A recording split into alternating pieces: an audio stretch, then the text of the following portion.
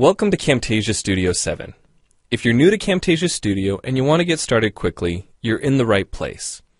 We encourage you to watch this 5-minute video to learn the basics of using the editor, including how to navigate the timeline, make some basic edits, and add special effects. The preview window is where you see the video during playback. The playback controls are located under the preview window. In fact, the video you're watching in the preview window is a sample project playing directly from the timeline you see below. After you watch this video, we hope you take some time to practice what you've learned using the content on the timeline. So let's start with the timeline. This is where you assemble and edit your videos. At the top of the timeline, tick marks represent time in terms of minutes and seconds. When building a video, you'll work in a horizontal manner, beginning from the left and moving sequentially through time towards the right. To make precise cuts and selection, use the zoom slider to magnify the view of the timeline. And when adding elements to your video, such as a call-out or audio clips, these are placed on different tracks. Tracks are created automatically, when you need them, when elements are added to the timeline. So depending on your video, you may be working with several tracks at one time. To change the position of an element on the timeline, just drag it. To change the length of an element, drag the edges in either direction. An important part of the timeline is the playhead. The playhead moves the timeline and indicates the current frame displayed in the preview window. To view your video, click play in the preview window. Notice how the video and the timeline's playhead stay in sync? Click anywhere on the timeline and the playhead moves to that point. The green section of the playhead is called the in point. Click and drag the in point to make the beginning of a selection. The red section of the playhead is called the out point. Just click and drag the out point to make the end of a selection. To bring the sections of the playhead back together, double-click the gray playhead.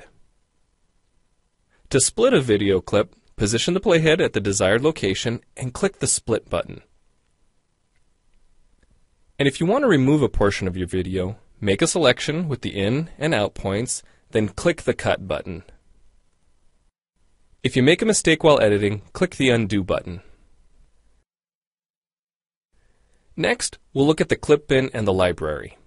The clip bin holds recordings, audio files, images, and title slides being used in the project you're currently working on. Then there's the library. It stores video clips, intros, callouts, title slides, and other elements that you want to use from project to project. The library is also pre-populated with professional animations, music, sound effects, and other content you can use in your video for free. To add your own clips or video sequences to the library, make a selection on the timeline, right-click, and choose Add to Library. To include clips and other elements in your video, drag them from the clip bin or library and drop them onto the timeline. The tabs located above the timeline are task pages used for adding and editing special effects. You can add callouts to emphasize a key point. You can insert a transition between clips for a professional look. Apply zoom and pan effects to focus on important details.